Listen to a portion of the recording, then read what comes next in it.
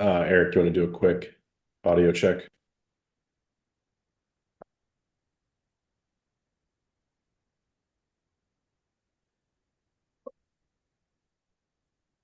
Hey,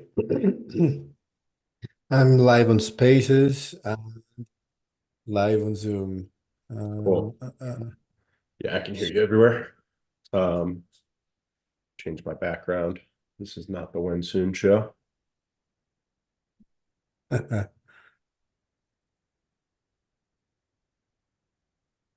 Maybe I just turn my I background don't off. think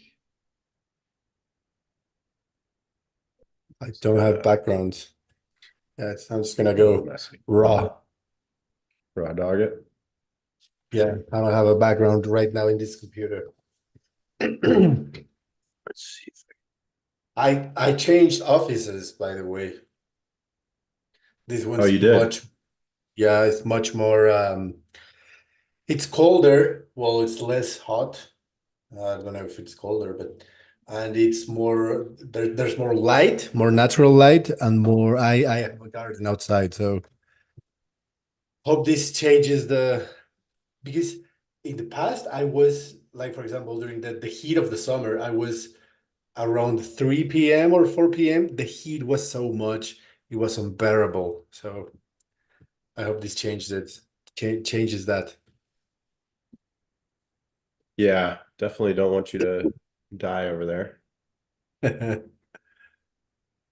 I was running through some numbers on onboarding data by Leo Voter, and I ran from 2023 January to today, and it's actually like the moment that the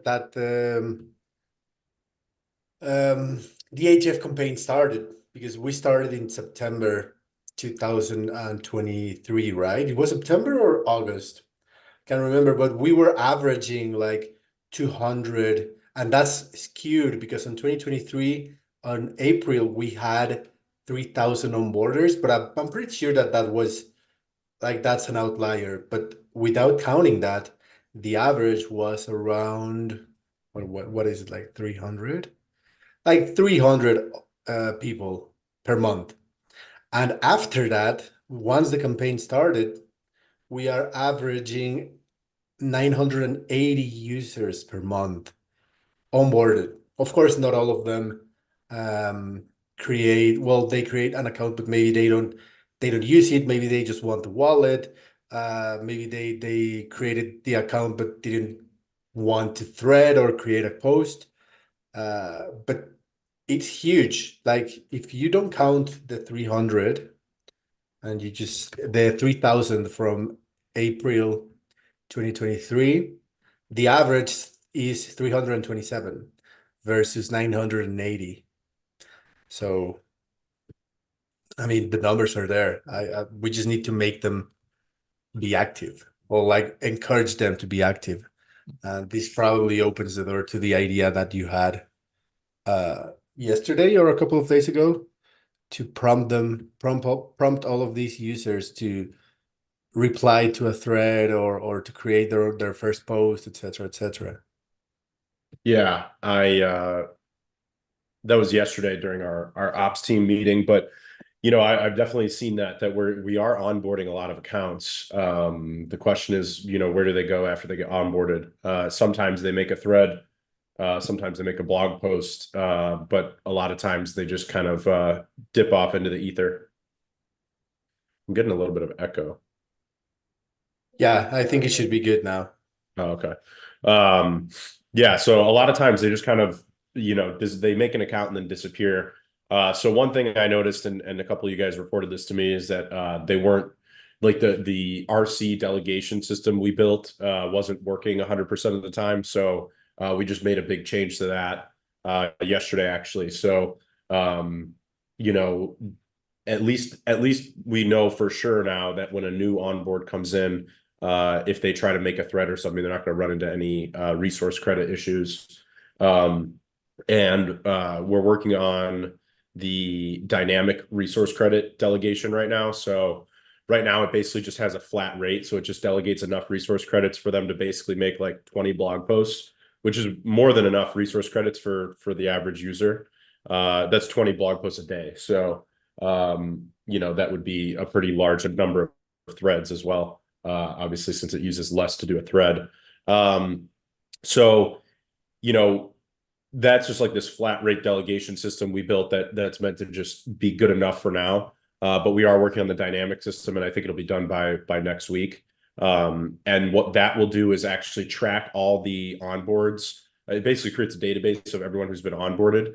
And then, based on their activity, it either delegates them more resource credits or it pulls some back if they're inactive. So basically, just creates a dynamic, system where we won't ever have to worry about, running out of resource credits, in theory, because we're just kind of, being a little bit more dynamic about it and actually, having like a real time response to people who are, either active or inactive. And I see Taskmaster said I keep delegating RCs to individuals as I come across them who need RCs. Yeah, so hopefully with this change, as long as they're onboarded through us, so they have to obviously be onboarded through our onboarding protocol, just because that's how the system works. Once they're onboarded through us, then they're immediately in that database. So in theory, once this dynamic system is fully in place, you'll never have to worry about resource credits as a newly onboarded user. It would just be like if you start making 1 million threads, a month, obviously they're not going to make that many, but if they start making 1 million threads a month, then we will delegate enough RCs for them. Like it'll just basically keep increasing their delegation and make sure that they don't run out. So every time it gets close to being depleted, our system would read that and then delegate more RCs. And then if, like, let's say that someone's super active for 3 months, and then after 3 months they become less active, then our system will also read that they have a lot of extra RCs that they're not using. So then it'll actually pull back the delegation slowly. So it's basically like an as you need it type of system where like as you need more resource credits, you get more. And if you don't need them, then it pulls them back. So I think that that's going to be, really helpful for new users. They basically will never have to worry about resource credits. And then we have certain systems in place where if we catch, someone abusing it or spamming the chain or whatever, it would basically just completely blacklist them from the resource credit delegation. So, that's how we kind of solve for that issue.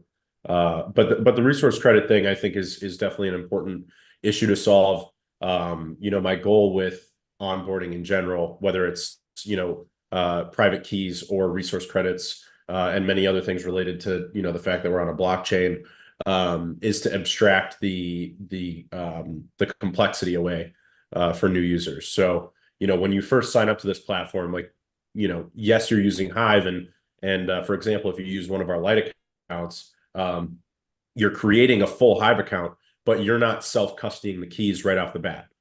So we've abstracted that complexity away for the new user. So they just sign up, and in 30 seconds they're already they have a full Hive account and they're making content on the chain. And then when they are ready down the line, they can basically take control of the account and self-custody the keys later. So very similar idea for the resource credits is just really to just remove the complexity completely and say, as a user, you should never even worry about resource credits. In my opinion, and I was talking about this a lot when the resource credit delegation protocol went live on Hive originally.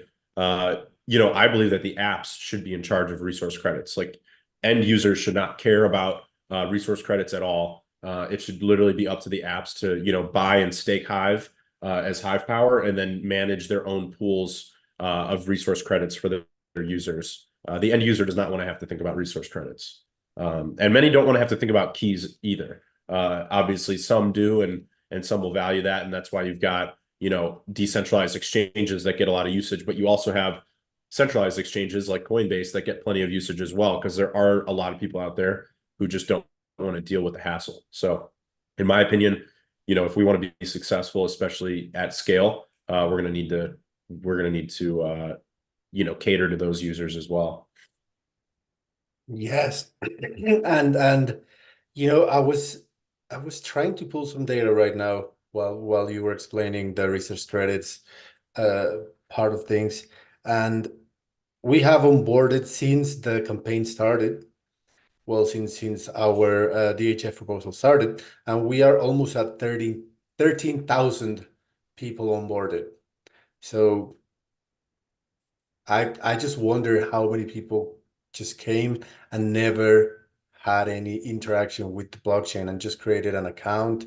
I don't know. It's gonna be. I'm going to deep dive on this data today, but I think yeah, accounts having enough resource credits to just keep going, and of course, I mean, probably there should be like the I don't know the word. Like we reserve the right to remove the resource credits if the user just keeps powering down, for example, or something like that. But I mean that's just details for No, when it I don't. Yeah, I happens. mean, I don't even think that's necessary. Like we have so many resource credits. The really we just need to look at activity. Like if somebody's active, then we need to give them enough resource credits to stay as active as they are. And if they keep increasing their activity, then obviously we increase how much they get. And if they're not active, then we just remove them. Um, whether or not they power down, I don't think is really matters. Some people will power down everything, and that's fine. I mean, we're not building a system where we're trying to lock people in. We're not trying to leg lock people into holding stake, whether it's Leo or Hive. People will do with it what they will. And at the end of the day, we're building and I've talked about the value capture model a lot. We're building a system that captures value based on usage. So the more page view, like, and Taskmaster will love this, but like the more page views there are, the more ad views there are, the more premium subscribers there are. Eventually when we do only Leos, the more, user subscribers there are. Our goal is just usage of the platform, and then we've got value capture in place. We're not, our goal is not to get usage of the platform so that people can hold stake and never sell it. It's so that we can, get usage of the platform that captures value into our revenue models. So that's why it's been so important to me to get things like premium, off the ground. And then obviously with Leo ads around the corner, it's really just about create systems so that when there is more attention, when there are more page views and users in general, we're capturing that value and putting it all back into the token. And with that, you're going to have some people that are willing to hold a stake and invest in the platform, and you're going to have people that don't want to hold a stake and don't want to invest in the platform. They just want to use the platform and be an end user. And I think both are fine. I don't think it's bad to be an end user who doesn't want to hold any stake. I just think it's important, and the reason why this model has failed for most platforms like this is that there weren't proper value capture models in place that could actually capture enough value from each user to be sustainable. So yeah, I mean, building sustainability has obviously been a huge focus of mine for a very long time. And Premium is doing a really good job of this. It's so far the most successful of all the models that we've tried. It's generating somewhere around like $2,200 a month right now. And obviously, scaling that up is just incredibly important. So, if we can scale up to 1,000 premiums, which is my goal by the end of this year, we're at like 222 right now. So we need to essentially 4x the number of premiums. We'll be generating $10,000 a month, which goes back into buying the Leo token. So, you know, I forgot let me think of the actual numbers, but at $10,000 a month and the current price, that would be live on air math. That would be about 300, let's just say a little over 300,000 Leo getting bought per month. And the current inflation rate of Leo is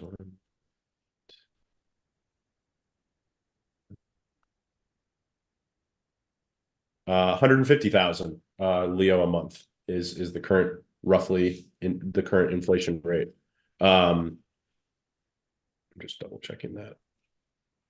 Yeah, it's right around 150,000 to 180,000. So obviously it fluctuates a little bit just because of the blockchain, but so let's just call it 175,000 Leo a month, and 300,000 Leo would be getting bought back if we had 1,000 premiums. So that's pretty incredible. That's It's almost almost double. 1% of the circulating supply. Yeah, yeah, that would be getting bought every single month.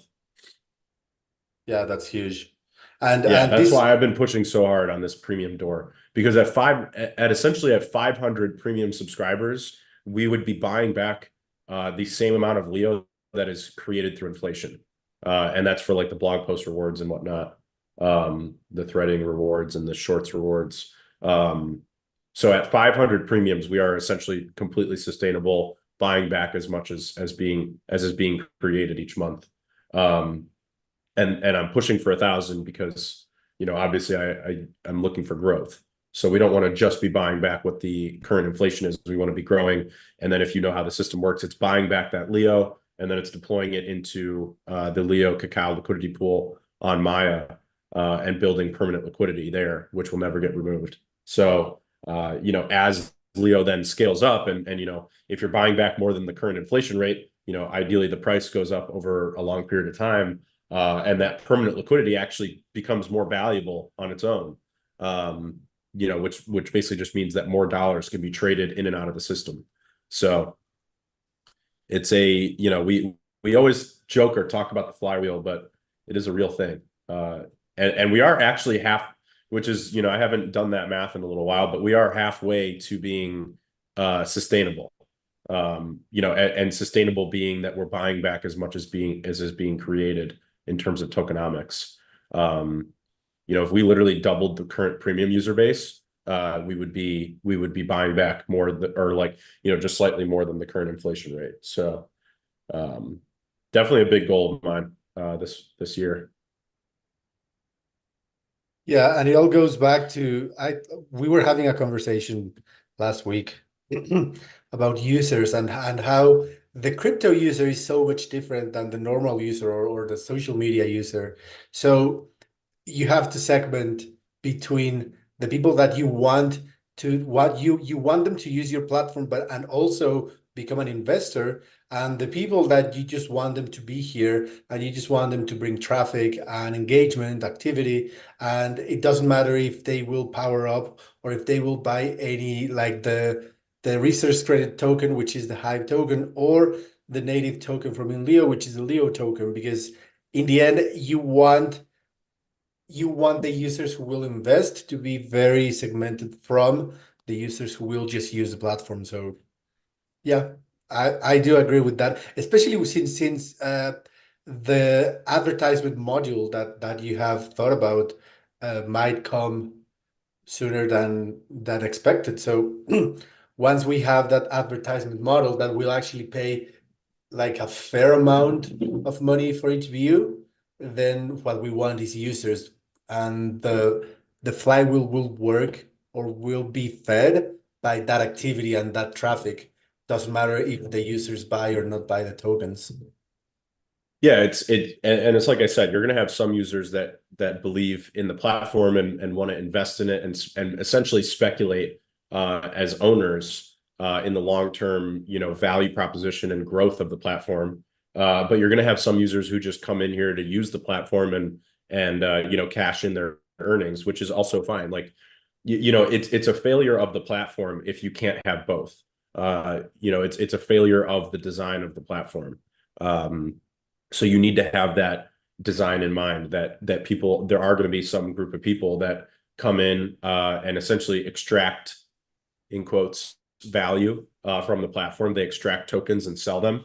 And that's fine. Like, I always laugh at the people that, especially, this does happen a lot on Hive, but I always laugh at the people who are just like crying over the people that sell Hive or earn it and then sell it and power down. They're so focused on the people that are selling Hive that they completely lose sight of the fact that, you need to build a platform that grows, and you need to build a platform that captures value. And if you're not doing those two things, then yeah, you are going to be just concerned about everyone who's selling Hive or selling the token that they're earning. Because at the end of the day, those users are coming in and you're not capturing any value from them. They're capturing value from you and then leaving.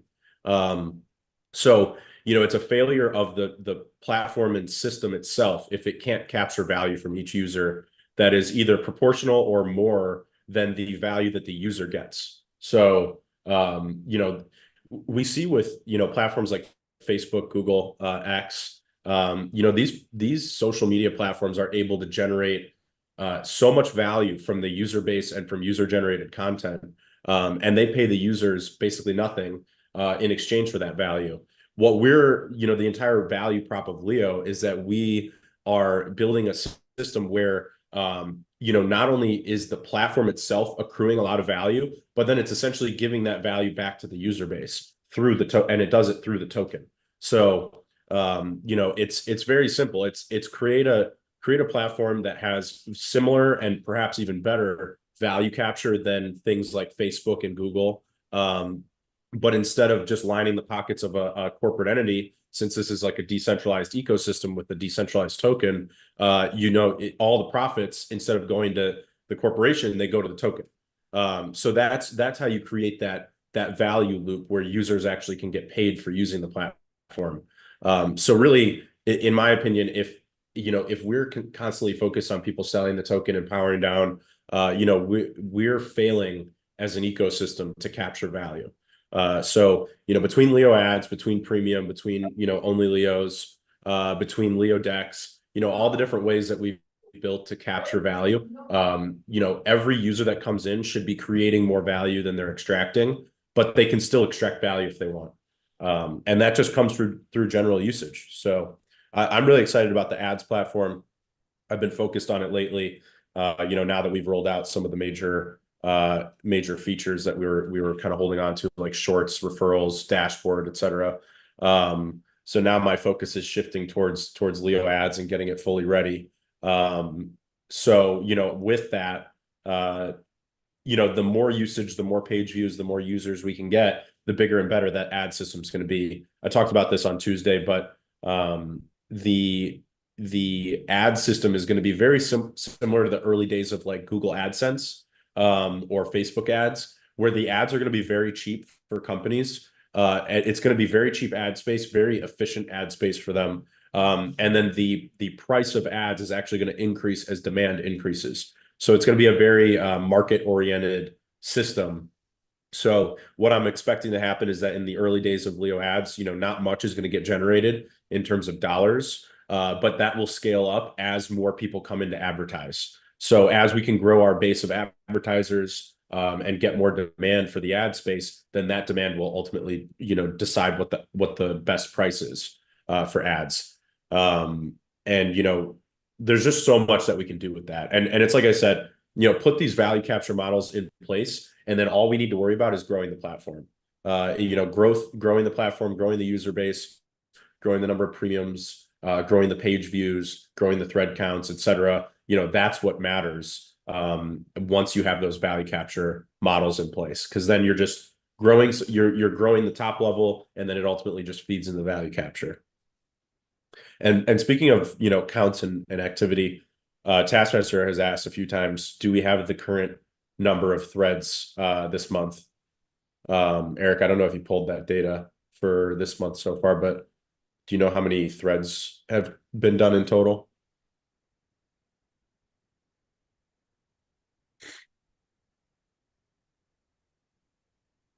You might be checking. Give them a second to look. I know that we run it at the end of each month. I just don't know if we've got a running total for August yet. Yes.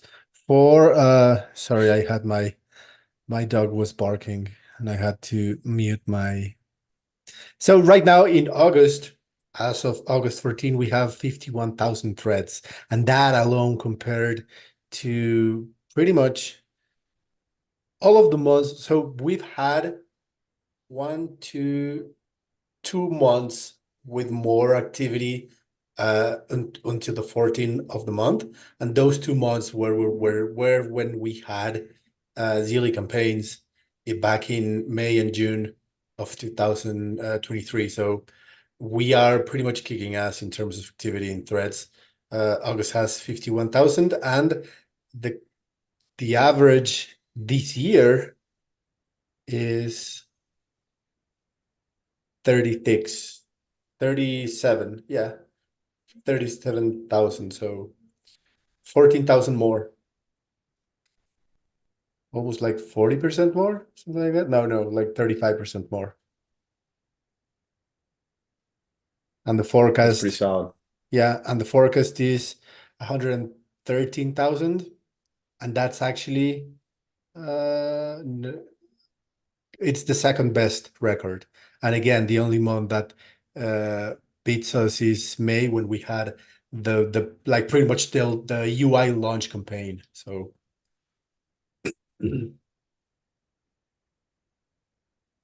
So we're on track to do over 100,000 threads in yes. August. And what And did we do on last month? last month we did 104,000. Got it. And Oh, the previous Taskmaster month, saying his goal. Oh, his goal is yeah, a 15% increase. 15. Yeah, Or it's gonna no, be more like 10. he said 15% increase from June to July. So now his goal is 120,000 in August. Yeah, I Yeah, mean it's but definitely doable.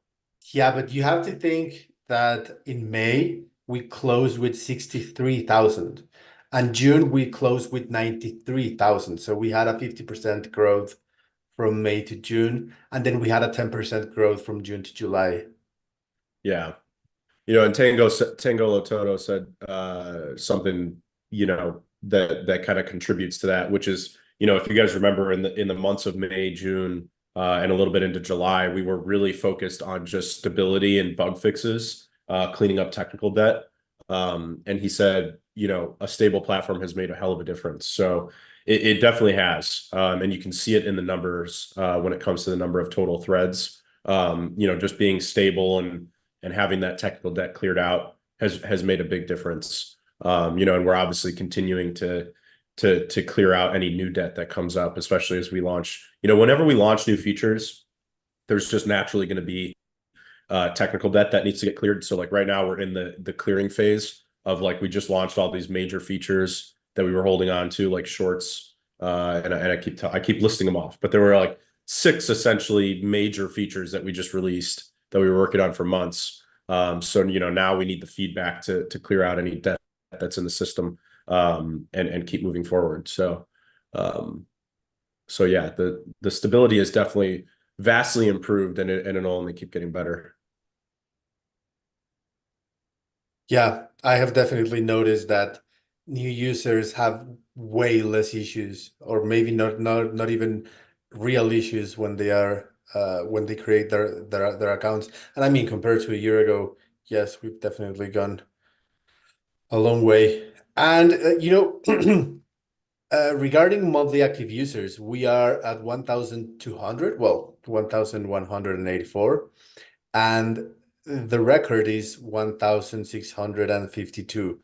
But in 2024, the record is actually last month with 1,521. So it's just 300 users, well, 336 users more in 15 days. So we are definitely going to break records this month. And the goal is 1,850, right? Or is it? Uh, I think it No. was 1,893, but let me see. Yeah.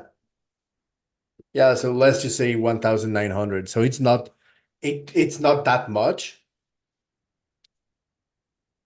compared to where we are right Our now. 1,896. So that is our target for this month.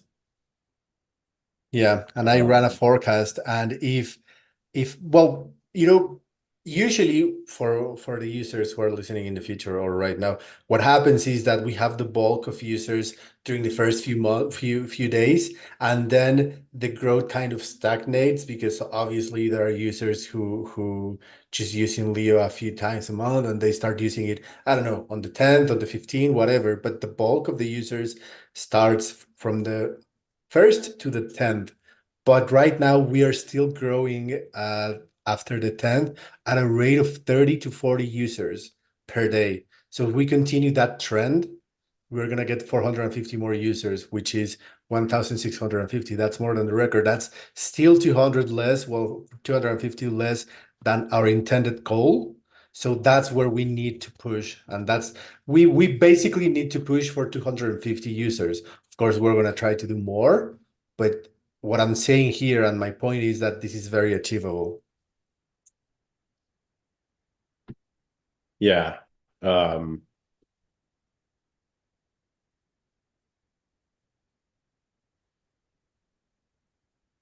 it is very achievable. I mean, and from the user standpoint, we really only need for the goal this month, we only need to add 375 new users from last month. Um, which isn't that is not that hard to achieve, especially because, when you look at the number of users that we're onboarding, number of new accounts. Eric, what did you say our average per month is Our in average per terms of new month. accounts being created? Yeah, right now it's 980 in 2024. In 2023, it was, well, before the DHF proposal, it was 330. So we're almost at 1,000 people onboarded every single month.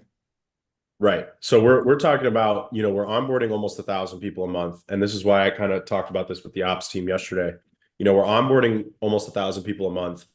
But where are those 1,000 people going? Because, they're creating accounts and we're not seeing them get super active or even active at all, which means that they're not contributing to the monthly active users. So in order to be a monthly active user, they have to make at least one thread, one blog post, one upvote. They basically have to do one thing on the platform in order to be considered a user for that month. So, if we essentially had a conversion rate of 1/3, or, literally like 30%, of the new signups need to just make at least one thread. If we did that, then we would hit our growth targets every single month. So, I'm definitely going to start pushing the team harder to not only onboard more accounts, because we are onboarding a solid amount of accounts each month. The problem is, once they're onboarded, how do we get them to then do something on the platform and then hopefully keep coming back afterwards? So I have a couple different ideas for that. And since this is the growth call, this would be the time to kind of spitball them.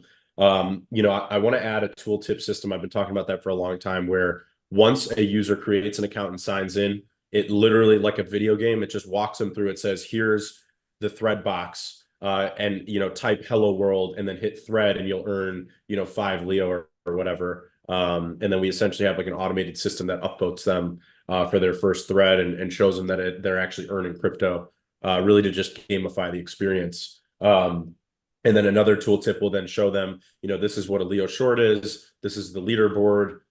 This is the referral dashboard where you can earn even more crypto if you bring your friends on. And that's a big piece too, is like bringing your friends to a social media platform is what will keep you coming back. Because if you're one friend, like if you're just one person and you join a platform, you don't know anybody, it's not nearly as fun as if like you and your two best friends join a platform and now you're interacting with each other and you're meeting new people.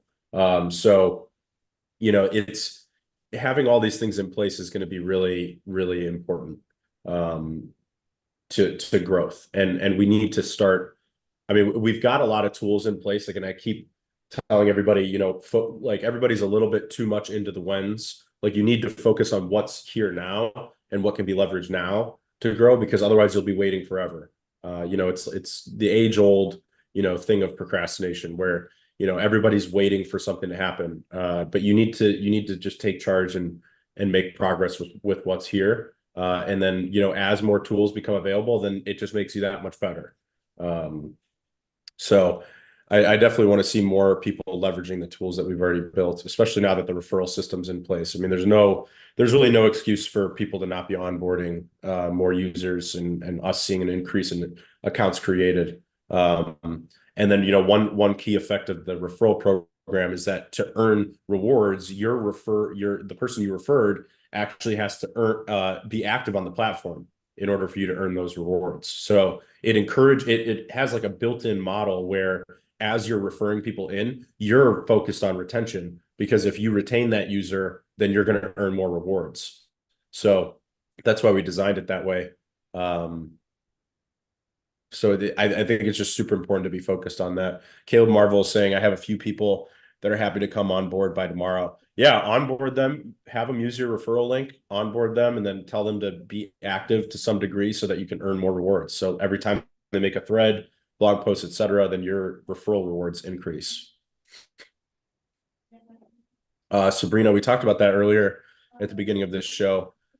She said, how will they thread more if they don't have RCs, even though I have people in mind to refer, I'm worried about RCs. Yeah, so we have a resource credit delegation system. So if you onboard anybody and they sign up, they have to sign up through INLEO because that's how our system works. And if they sign up through INLEO, then they're going to get resource credits. It's not going to be a concern at all. So if you create an account right now, you can actually see it. Every account that's created by Leo.voter gets enough resource credits to make somewhere around 20 blog posts and like 100 plus threads per day. So and then I explained that we're working on the dynamic system as well. So if they were to start making more than 100 threads a day, then we're going to have a system that increases their delegation. I'm checking some numbers right now, and we have basically onboarded 20, 24, 25% of all the accounts created in 2024 on Hive. So, I mean, something to keep in mind. And I'm just gonna, like, for the fun of it, I'm just gonna check who's the second place because we're clearly the first one.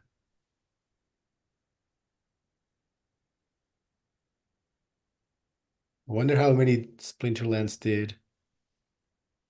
Because I mean they have a like they have created hundreds of thousands of accounts, so I'm wondering how many they created in 2024.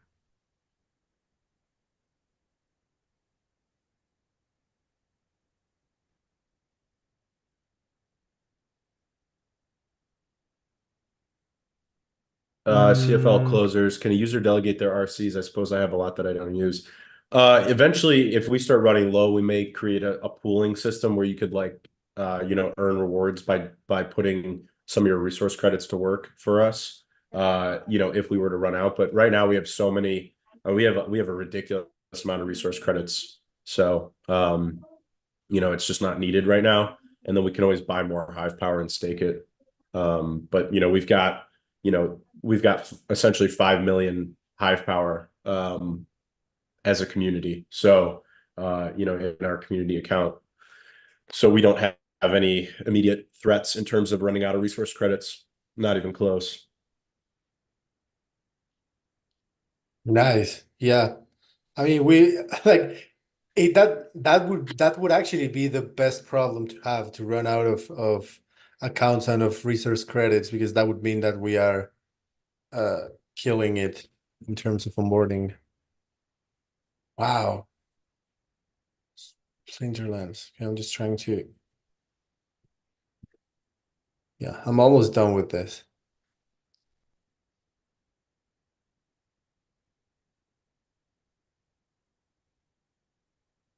Okay, so the front end that comes next was ECNC with 3,000, and Splinterlands did 1,800 compared to our 7,700. So, yep. Let's just check 3Speak just for curiosity. Mm, 3Speak 900. Yep. I think Dallas put out a post about the total onboarded accounts across all the different platforms. I saw that like a month ago or so. Yeah. Well, I mean, these are just the referrals, like using the what's the word? Using the claimed accounts. So all of these have a referrer of being Leo voters, team monsters, like, but accounts created through the normal way. I don't even know if I can. How can I check that? Maybe I'll figure it out. But yeah, Dallas's numbers should be a little bit different because maybe he takes into account the um the wallets created through every single way and not just claimed accounts.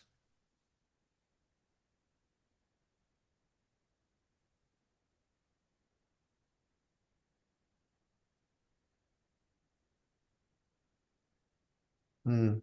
Taskmaster said ad space revenue ultimately comes down to page views and other digital metrics. The more of them, the more that can be charged. Yeah, I mean, it's like I said, we're gonna do a demand-based pricing system. So the more, essentially the more that people, it's a bidding system. It's the same way that AdSense and Facebook ads and X ads work, where the more usage of the ad space there is, the more the price goes up. So it's just a literal bidding system. So advertisers will essentially determine the price by how active they are, and then they'll try to outbid each other. So it's like I said at the beginning, I expect it to be pretty small. Just as people start to discover that we've got this, direct ad sale network, and then as that scales up, you'll see the price of ad space increase.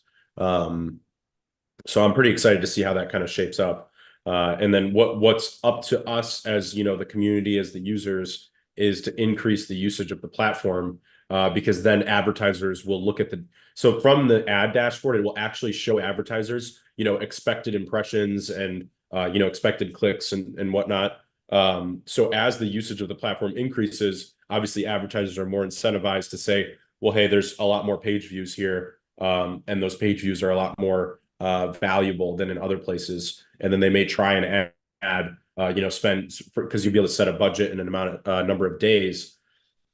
So, for example, an advertiser could set, they could invest $100 in ad space, and then set a duration for 10 days, and then essentially $10 of their budget will be spent every day for 10 days. And if they see really good results, then they'll continue to increase their budget. That's just how typical advertising on the internet happens. So if we can offer a space where there's very high quality engagement with their ads, a very targeted and engaged user base, and a lot of page views, then the amount of excuse me, the amount of dollars that our ad program brings in will be incredibly higher, and it'll just keep increasing as the usage of the platform increases. So again, it's one of those value capture models where we put the model in place, and then all we have to do is focus on engagement and usage of the platform. Charles said, can't wait to have ads back. We need to drive external revenue to INLEO and create sustained buy pressure for the Leo token. Yeah, well, and premium is generating 10 times more than the average ad revenue throughout the entire time that we had ads in the past. Premium's generating 10 times more money per month than that ever was. So, while a lot of people have said when Leo ads and they want Leo ads back, look no further than premium, which is literally worth 10 months worth of ad revenue in the past every single month. So premium has been very successful in that, in generating sustainable buying pressure for Leo. Like I said, right now we're buying back with Leo Premium at the current numbers at 222 premium subscribers per month. We're actually buying back half of the monthly inflation of the Leo token. And if we scale up to 500 premiums, we're going to be buying back more than the monthly inflation. So that is more than the amount of Leo that's created per month will be bought back by Leo ads, or sorry, Leo ads, Leo Premium. So it's too many Leos in my mind. So premium is actually in a really good spot right now. We just need to keep scaling it. And then having ads in conjunction with that just makes it even better. And speaking of premium, Odd Manga said 1,000 premium by the end of 2024 sounds almost unrealistic to me. I mean, I don't think so. We're at 222 premium subscribers. I don't remember how much we started the year with. I think it was somewhere around like 90. Like I think it was under 100 on average at the start of 2024. So we're talking about 4xing the current subscriber base. So all we have to do is 4x it.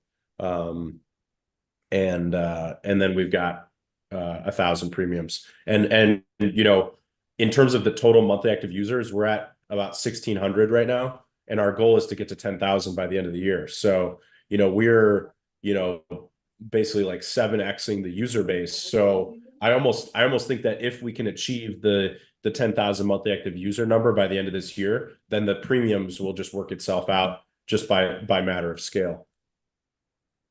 And then obviously we don't even have Leo AI yet.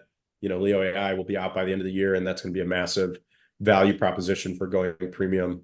Um, Yeah, I mean, and if you think about it, I mean, and I don't want to mention other platforms, but I now just canceled Midjourney since I saw that Grok is offering images. So I'm gonna do pretty much the same, and there's gonna be a lot of people who will do the same for INLEO once we have the AI. There's no need for ChatGPT and for Midjourney, or maybe Midjourney there is, but for ChatGPT once you have the Leo AI, you know? So there's going to be a lot of people who are already spending money on that that will just transfer that expense to in Leo, and then you get all of the social benefits with Leo Premium plus the Leo AI. So I mean, it's just gonna be a no-brainer because there's a lot of people who are paying ChatGPT $10, $15, $20 per month just to get some prompts. So just a matter of time. yeah, definitely. When is Leo Um, AI prepared to like at least in beta? we'll see. I've been using it and testing things, and it just requires a lot of tweaking. Um, so I would say definitely by the end of the year, but we'll see. Hopefully sooner. And we're gonna roll it out in phases. So like, you're gonna get a version of Leo AI where it'll be the simple chatting interface before you get like the Copilot features, because the Copilot features are definitely more complex. Where, for example, when you're writing a blog post, there's gonna be a little pop-out window to the right that will have Leo AI helping you. So it's definitely it's definitely you know, it's definitely going to be out. Multiple features of it will be out by the end of the year. We'll see. We'll see how much of it is out and how soon. Sunseeker said, "Beat me," and shared a screenshot of her referral dashboard where she's got 71 referrals and she's earned 50. What is that? $56. $56.87 from them, or 1,600 Leo. Yeah, I mean, it's just I love seeing that dashboard because I think that's probably one of the top referral accounts. Um, and I think it's just, it goes to show like there is now a clear path where you could earn thousands of dollars a month through referring in new users. It's a matter of scale. If you can bring in that many users, you're generating so much value for our platform. Each user is extremely valuable. And I've talked about those user metrics before. If you take the current monthly active users divided by the market cap of Leo, that's essentially the value of each user to the ecosystem. So, at the current numbers, that would be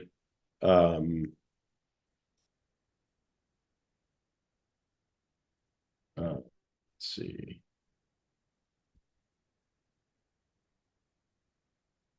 Is that the keyword, or do you actually have an analog calculator with you? That's the keyboard. Sounds very That'd much be like an that'd be funny analog. if I had an analog. Yeah, yeah. That's Sounds very $412 much the per same. user. How $412 much? per user is the current value. 400. So, with the referral system, we're offering $50 per referral.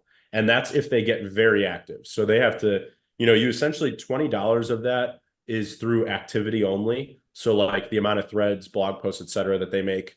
And then the other $30 actually comes from them going premium. So, basically, in order to get the full $50 referral, that user actually has to pay money to the platform, in equivalent or actually in excess of what we're paying out to the referrer. So, the way that that's designed is actually super genius, because on average, it basically means that the referral system will completely make back what it pays out, if only some percentage of users go premium and then pay that full $50 out. Yeah.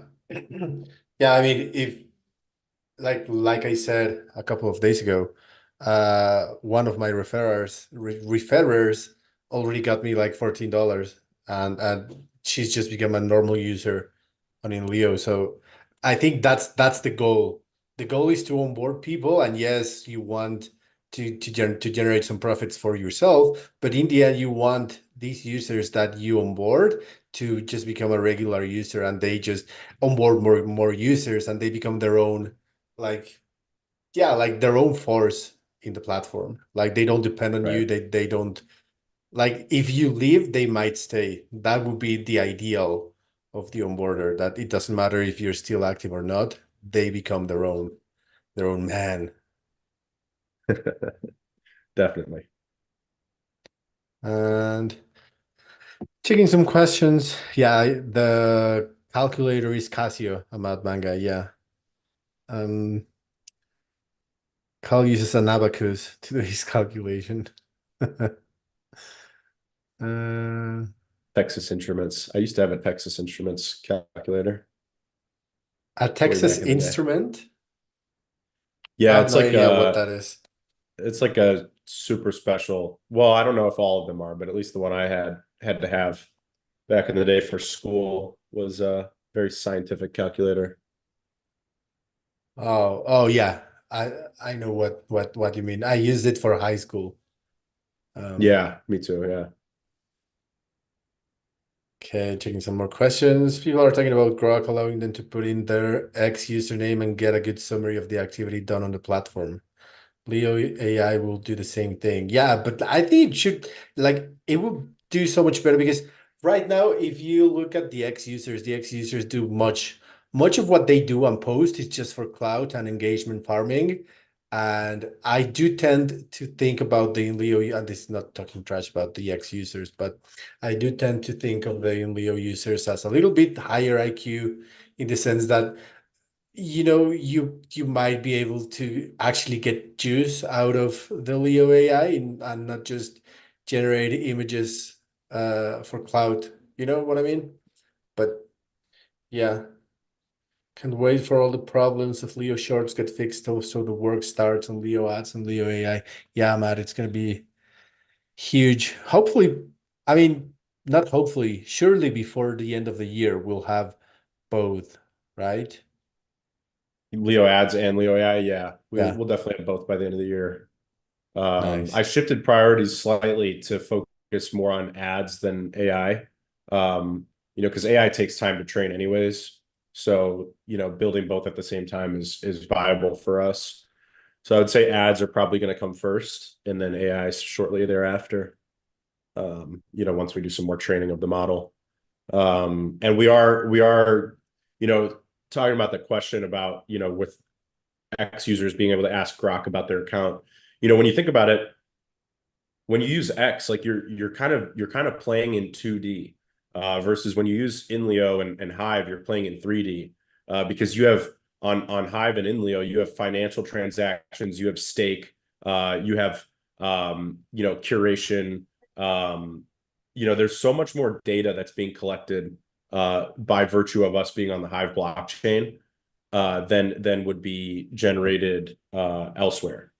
Um, so, for example, on X, like they only have access. That's why I think the best example is that Grok is trained in 2D on X, and Leo AI is trained in 3D on INLEO.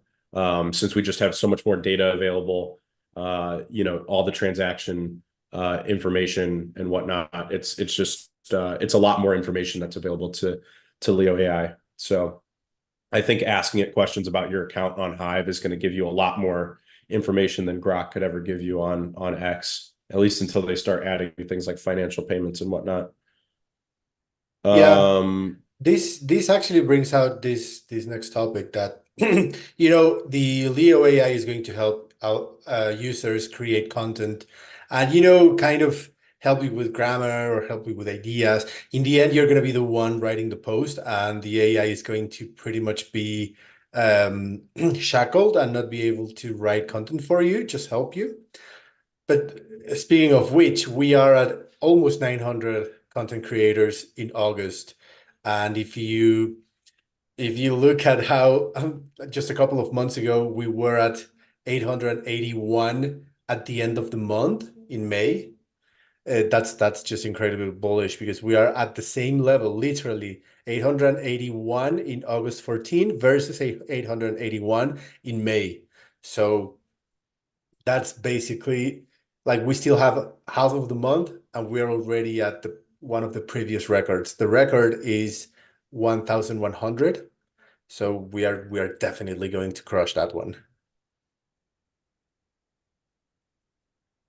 Yeah, and I've seen a couple people ask about shorts. I mentioned this during the AMA, and it's not really a topic for the growth call, but we're waiting for Three Speaks team right now. We fixed everything on our end, but there's something wrong with Three Speaks API, giving us a blank beneficiary, which basically what happens is the short gets posted on chain, but then the thread doesn't get posted because it can't read out the beneficiary data.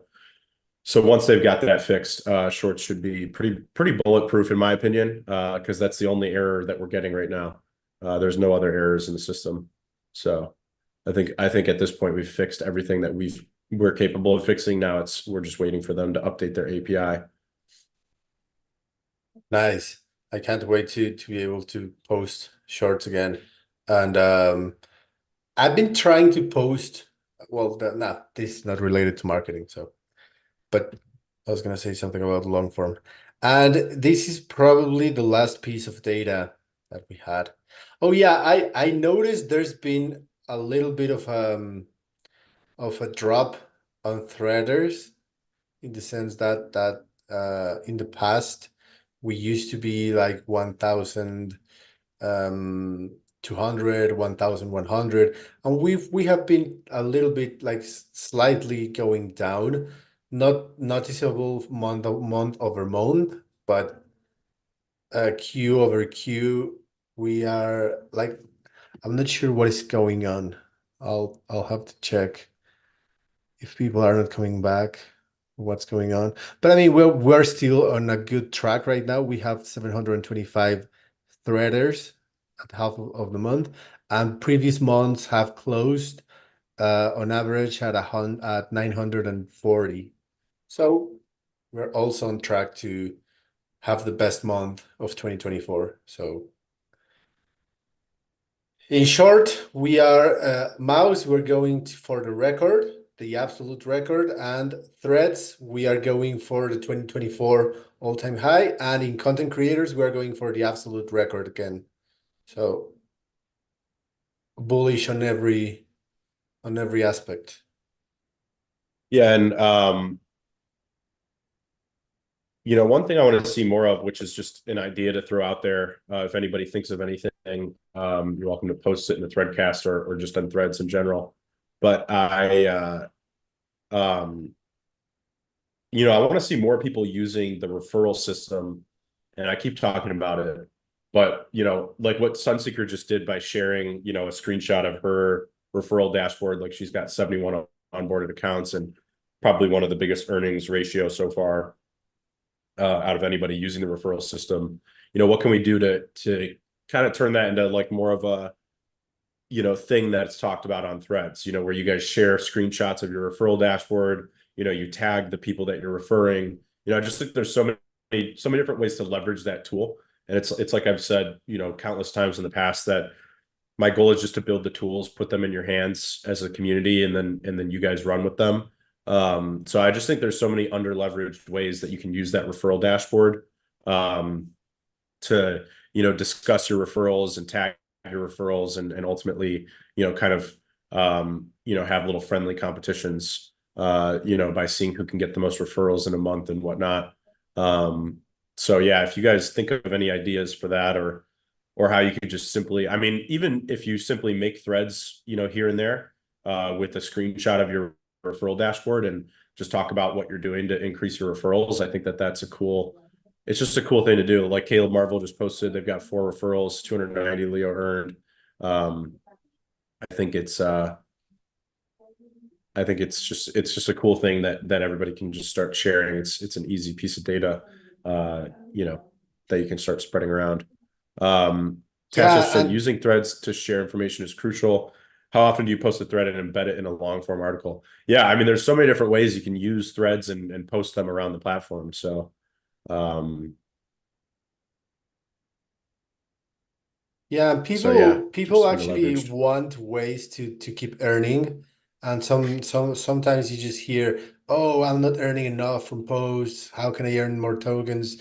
I need to keep building my bags, etc., etc." So this is probably this is probably easier than creating content in terms of how to get tokens and how to, you know, one could call it even how to mine cryptocurrency. Like you can mine Hive and Leo by creating content, but you can also mine by referring people to come to Hive. And this is something that like since inception we haven't had in the blockchain. Like there hasn't been a referral system where you actually get rewards in the process. So we just Yeah, need to this is the spread first it. time that Hive has ever had that, Yeah. and a simple dashboard to track it in real time. I think is really key in that. Um, and I saw Sabrina's thread and I was just looking through it, but she posted a thread and said, with all the amount of sincerity, onboarding is not easy, but then didn't describe what went wrong. Why wasn't it easy? So if you want to make a hashtag feedback thread and talk about why it wasn't easy, then maybe we can work on that. But the thread you shared didn't have any information about why it wasn't easy. Because it honestly it should be pretty easy. I've onboarded people and it takes like 30 seconds. It's pretty easy from my perspective. But if something didn't work or whatever, then definitely share it as feedback. Feedback loops, and I always talk about this, but feedback loops are literally what have kept Leo alive and have driven us to the state that we're in today. Um, I'm a very big proponent of feedback loops, and I'm always looking for feedback. So, we've made this hashtag feedback tag a very, important trending tag on the platform, and there's a good reason behind it. So keep that feedback coming, and I try to encourage people to make as constructive of feedback as possible, including screenshots and descriptions of things that are wrong and you think could be better, is really essential because then I can, actually utilize it to improve the platform. So I'm always watching for feedback and really just trying to increase our velocity of the feedback loop.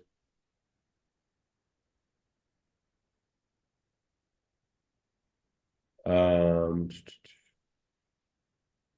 yeah, Ben Hass said having numbers to look at is nice, especially if there's a graph. Yeah, we may be able to come up with some cool graphs. If you think of anything, again, make a thread with hashtag feedback and an example of a graph that you could see being installed somewhere on the platform, and I'm very open to adding stuff like that to our roadmap. So I'm always watching that feedback hashtag.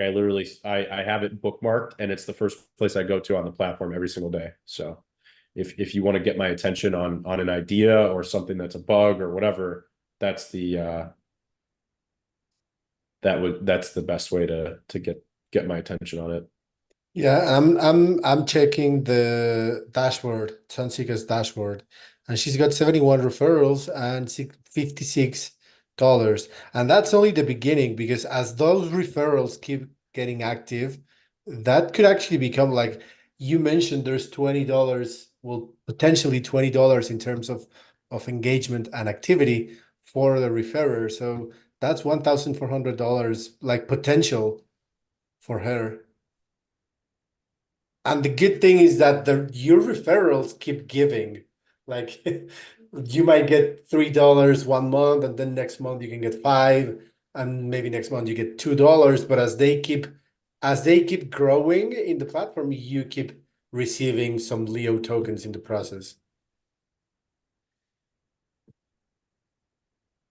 Yeah, it's I'm really curious to see the day when someone's got like over 1,000 accounts referred, and then they're just like they post a screenshot every month of the amount of rewards that they're getting, and it's just constantly streaming in rewards for them. Because they just have so many referrals, and then the tiers of the referral rewards just keep getting unlocked as those users get more and more active. Yeah. Uh, yeah. Once more people understand what premium is all about, they will subscribe for it. Yeah, Big Van, that's basically, and that is something that it's hard to go person by person or door by door offering premium to people, but that's basically what the team, we are trying to find ways to spread premium as much as possible without having to just DM everyone on Hive. But yeah, that's the goal. The more people realize what premium offers, and in the end, how you could consider it that it's for free. You just have to pay the first month, and then premium pays for itself. Yeah, I mean, I'm still in awe that we don't have 500 premium accounts right now. People are checking this. I still chuckle at people when they say, "Oh, more than X comments already." Like this just reminds me of when we were trying to break threads and we're going for 2,000 comments in a threadcast, etc. Like, yeah, I mean, having a lot of activity is nice, but yeah, it's just fun. Hmm, Ahmad, no whens here. This is marketing, not the AMA. Um, Morty, the what will not be the best selling point? What would be a good tagline for in Leo's why? Why are we all doing this? That's what will people, that's what will attract more people. Think Apple, think different. Yeah, nice addition, Morty. I'll analyze what you're saying here, and yeah, it's basically building the brand and not the product, what you're talking about. Yeah, I'm pulling up this blog post I published last month to celebrate the 5-year anniversary of INLEO, and I'm gonna drop it. I'm dropping it right now in the Threadcast. Um, if you want to get a good idea of what we're building, why we're building it, how we're building it, I would highly recommend reading this blog post. So, this blog post will definitely answer all of those questions.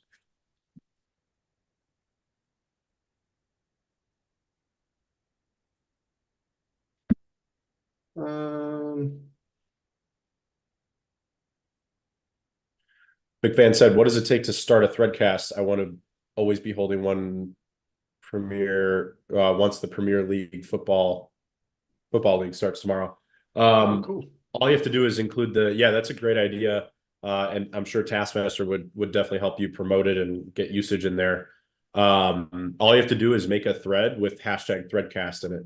And once you do that, then it's automatically turned into a Threadcast. And you'll see that when you click on the thread, like if you're on this Threadcast right now, there's that green icon that's lit up and it says Threadcast. So as long as that hashtag is included in the thread, then it becomes a threadcast immediately.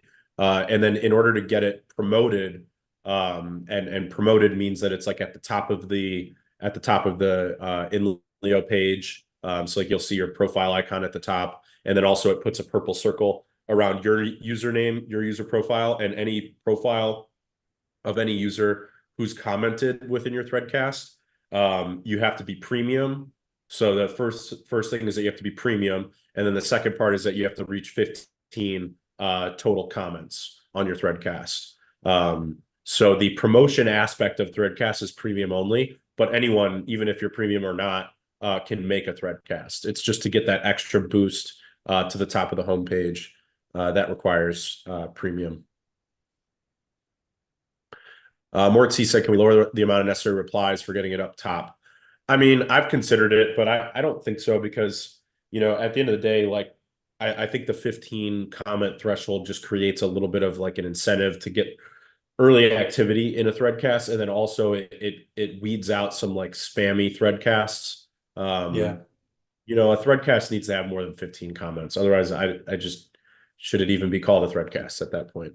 Yeah, that was Yeah. exactly what I was gonna say. That I mean, it's Yeah. not a thread because with 12 replies. And I mean, of course, yes, you want the early, like I get your point, Morty. You want the early visibility or the early exposure so that the threadcast takes off.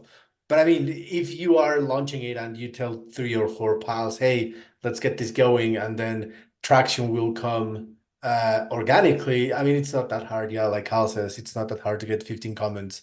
And I'm not sure, Carl, do we have like, is that 15 comments in the first hour, or it's just 15 comments in the first 24 hours?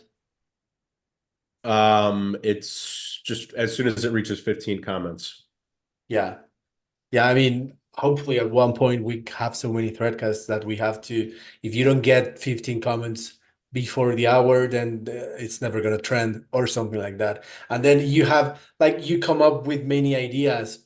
Like, you could even promote threadcasts by burning Leo, and they could appear like you have the spaces on X, you could have on in Leo at the top, the threadcasts, and they could show with in a different color if they are promoted, and that's a way to actually get traction without having to fulfill the 15 comments. Maybe like you want people to jump in, so you burn, I don't know, 50 Leo to show at the top. So yeah, I Yeah, mean I think that's actually a good idea. yeah, I think that's a good idea. Definitely when we get the post promotion system rebuilt, where you could burn Leo to promote a post, I think we could have cool stuff for promoting threads and threadcasts as well in the feeds. And then also, with, there's a big update coming for threadcasts in general that includes a lot of different features within threadcasts, but one of the features that we're including in that update is going to be the ability to schedule a threadcast. So you'll be able to, like you can do with an X space, you can say, I'm going to have a threadcast that starts at, noon Eastern tomorrow. So you'll be able to schedule that threadcast. And then there will be a place in the UI where you can see all the upcoming threadcasts, ahead of time.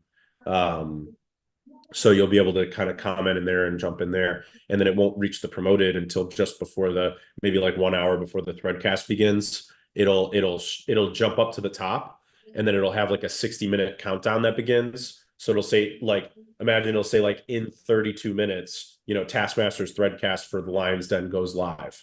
So that's how that scheduling system is going to work. Definitely before the end of the year. I don't know when we're going to shift our gears and do that threadcast update, but I would assume before the end of the year we'll be able to throw that in there. Yeah. And once you hover over the profile pictures in the Threadcast menu at the top, it redirects to the link. So it says, like, for example, here INLEO, Khalil Kazi, and then to the Threadcast. So maybe an idea would be to, when you're hovering, you get a little modal open where you can read what the Threadcast is about. So that makes, like, you don't have to click on the profile picture to see what the threadcast is all about on hover. Yeah. Yeah, we can definitely add that to the roadmap too. Yeah, and that way promotion also works because you're basically telling all of the UI what your threadcast is about, not that you're having a threadcast, not just that you're having a threadcast. So Yeah. yeah, yeah, I like that. That's a good idea. I noticed, well, yeah. Yeah, I'm at manga promoting by burning Leo. Yeah, that's pretty cool, especially that since we have the hard cap of 50 million, then any Leo burnt is Leo that will, like, yeah, I mean, the point is with the hard cap, burning is bullish. Definitely. 15. John asked, what does it mean to burn Leo? Essentially, you're sending Leo to the null address, which means that then Leo can never be retrieved. So that's all that burning means. It just removes it completely and permanently from the supply. Yeah, it still counts for the market cap, but it doesn't count, like, if you have out of 50 million, you have burned 10 million. That just means that 40 million are circulating, and that's a metric that a lot of users take into account when they are investing in a project. How much is in circulation and how much will there ever be in circulation? So yeah, it's a very good thing. Burning is good when you're hard capped. Hmm. Taskmaster is saying 15 comments also helps to avoid a mistake thread casts. Yeah, I mean, if you use a tag, Very true. yeah, by Yeah, a lot of mistake. people accidentally use that tag and shouldn't. So Yeah, or maybe you're talking about thread casts in general. right, right. And then that shouldn't be a promoted threadcast. Yeah. I mean, in the end, the usage of tags is just a way of for us to hack how the UI works. But I mean, in the future, and this is not a priority at all, but in the future, maybe in 2025, we'll have a way to be able to just toggle a button and then you are creating a threadcast without actually having to use the threadcast hashtag. But Right. Yeah, I in, think when we do the scheduler, that may replace the hashtag system that we built. But the hashtag thing, like you said, it was just a hack. It was a way to decide, basically to tell the UI that this is specifically a threadcast. yeah, Um, I, so yeah, once we've it's got the scheduling UI, I think it'll probably replace that. yeah, and it actually works. I mean, if we never did any changes to that, it would work perfectly. But Yeah. there's always a chance to improve. And yes, for those who are not aware of this, today's LPOD, Leo Power Up Day. Um, Idiosyncratic made an announcement a few days ago, but don't forget to power up your Leo tokens today to get the badge and to also be eligible for all of the I don't want to call them prizes, for all the incentives in Leo token delegations and all the good stuff. Yeah, I think that's a good place to end it too, is to just talk about LPUT in general. So Eric, you want to give people the quick 60-second rundown of, in case they don't know, what LPUT is and what prizes are available for participating? Yeah, so you know how when you stake tokens in a platform, it doesn't matter the platform, it doesn't matter the focus or the market. If you stake, you are signaling bullishness, and you're signaling that you have a long or mid-term trust in the platform. So you're basically saying, I'm staking because I want to earn through the platform, and I believe that staking is better than having the tokens liquid.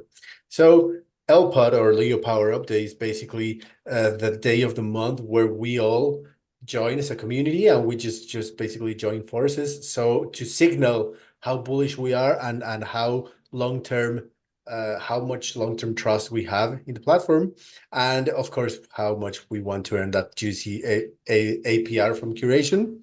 But yes, basically what we do is power up or stake tokens into the platform every 15 of the month, and there are many prizes. I think there's more than 200,000 Leo power in prizes every month. So, yep, there you go. Stake some Leo tokens. You have to stake more than 50 to be eligible to win some of the incentives, and you have to power up 150 Leo, which is probably like what? We're at three, so it's like what, called like $7 worth of Leo, something like that. Um, We're at 30 something, it's 38. yeah. Um, Yeah, probably like yeah, six, like seven like dollars. $3. I think it's like $3. Yeah, 150. So if we are Oh, at 100, 30, 150. yeah. Yeah, so it's like $6, All right, something like well, I'll that. tell you then. It'd be basically $5 for 150 Yeah, Leo. yeah. So by powering So, up $5 worth of Leo, you're helping us signal bullishness in the community, in the platform, and you'll become eligible to win some incentives in the form of Leo power delegations. So there you have it, folks. There yep. you have it, folks. And I've committed on Threads to buying and powering up 100,000 Leo today. So you will see my thread get posted when I do that. But yeah, Nice. I'll be powering up 100,000 Leo. The market has really cooperated with you know, Yeah. it's really cooperated. I mean, Leo's basically down, from I mean, with a lot of the altcoins are down. Like Rune went up to 12, almost $12, and now it's down to 3 something. And Leo went up to, about 10, 11 cents. and now it's back down to 3 cents. So you can get 3 times as much Leo right now than you could have, a couple months ago. So I'm definitely going to take advantage of that, Yes, and I'll stake a and bunch this month. yeah, I mean, if you were in altcoins,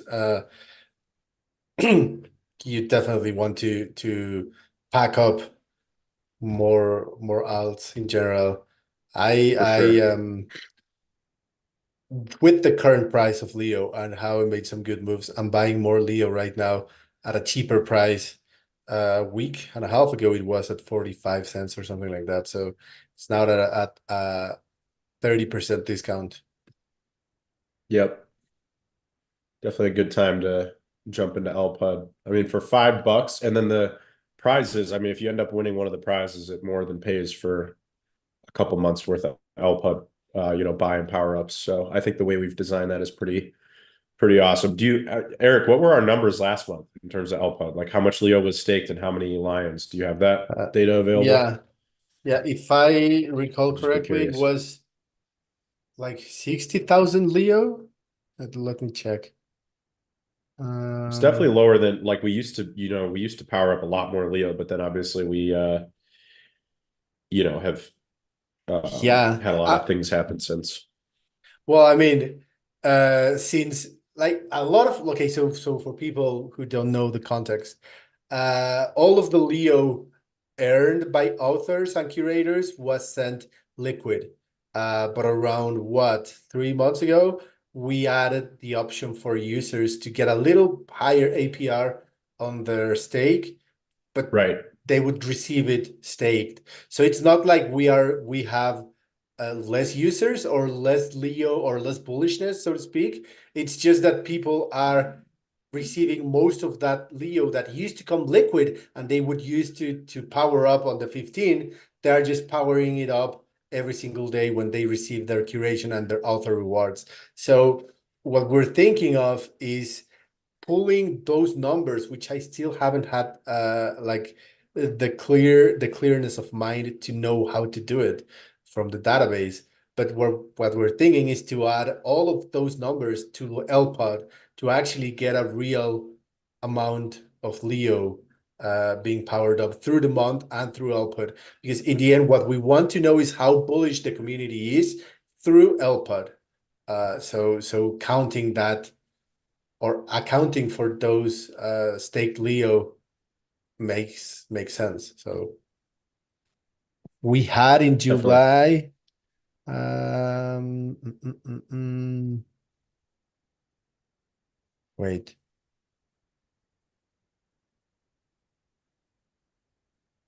Hmm.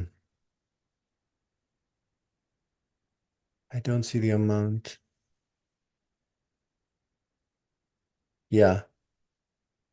Thanks for coming, Sabrina. Have a good one. Yeah, definitely onboard people. See what you can do in terms of getting people in and then tracking them via your dashboard. Yeah. Last month we didn't. Okay, maybe this was my fault. We don't have the total amount. Like we have the winners and we have the announcement, but there's no total amount anywhere. So I'll make sure to edit this post and to add this to the August winner Cool. Yeah, announcement. just maybe post a thread when you've got the data, and then I'll rethread it so you guys can keep an eye out for the previous data, and then let's crush. I kind of want to crush those records for this month. So I will be contributing, like I said, 100,000 Leo to the total staked amount for the month, and then let's see if the community can kind of back that up, and we can do something. Yeah, Maybe if we could set the goal of like 100K from the yeah. community, and then that would match my 100K. That'd be kind of nice. Oh, we We'll had, I just checked, we had 30,000, well, 29,300. So yeah, and that's basically because Leo Bounties is powering up around 14,000 Leo a day. can't be 14,000 a day. I mean, The it total shows pay the here. total paid out is under 10,000. Hmm. So it And would be some this, percentage of 10,000. yeah. Hmm. Then what is this number here? Leo bounties.